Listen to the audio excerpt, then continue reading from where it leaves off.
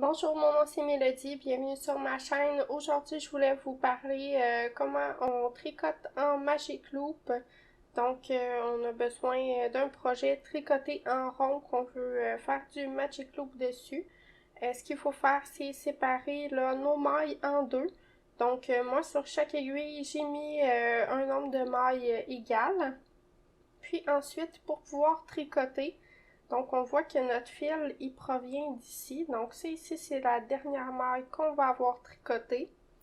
Donc pour poursuivre notre Magic Loop, on va sortir l'aiguille d'où est-ce que le fil il sort. Fait que notre fil il sort d'ici.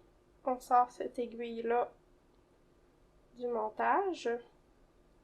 Puis ensuite, on s'en vient tricoter les mailles qui sont restées sur l'aiguille. Donc on pique pour faire une maille en droit. On peut aussi faire des mailles envers, là c'est possible, mais il faut garder le fil devant là comme pour faire n'importe laquelle des mailles envers. Donc on tricote notre maille en droit, puis on voit que c'est lousse un petit peu. Quand on fait du Magic Loop, là, il faut serrer aux extrémités, là, c'est-à-dire entre les deux aiguilles. Finalement, donc la première maille et la dernière maille de chaque aiguille, il faut les serrer un petit peu plus. On voit que c'est beaucoup plus serré. Et je vais pouvoir poursuivre de tricoter tout ce qu'il y a sur mon aiguille. Donc, je vous l'ai pas dit, mais le Magic Loop, ça sert à tricoter des plus petites circonférences que ce que nos aiguilles nous le permettent. Donc, quand on veut tricoter, par exemple, des bas ou des gants, on va tricoter soit en Magic Loop, soit avec des aiguilles double pointe.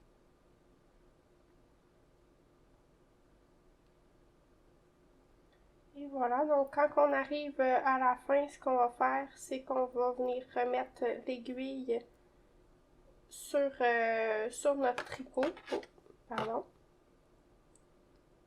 Et voilà, fait qu'on remet ça sur notre tricot.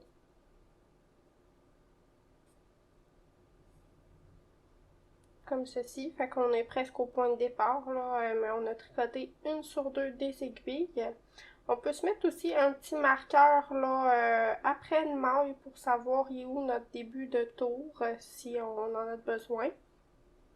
Puis on va encore une fois sortir l'aiguille là d'où est-ce que le fil provient. Fait que ça c'est la dernière maille qu'on a tricotée, donc c'est cette aiguille-ci qu'on va sortir. Comme ceci. Puis on peut se donner un petit peu de lousse. Là, on tire plus sur notre fil, ça va nous aider à venir tricoter les mailles suivantes là, si on a un petit peu de lousse. Et voilà, fait qu'on fait notre première maille encore une fois. On voit qu'elle est plus lousse, là on peut la serrer pour être sûr qu'il n'y ait pas de trou dans notre tricot. Et on tricote encore une fois jusqu'à la fin du rang. On va répéter le processus jusqu'à temps qu'on ait assez là, de matière, là, finalement, jusqu'à temps qu'on soit satisfait de la longueur de notre projet. J'espère que vous avez apprécié la vidéo. Si c'est le cas, laissez-moi un petit pouce et un commentaire. Bonne journée!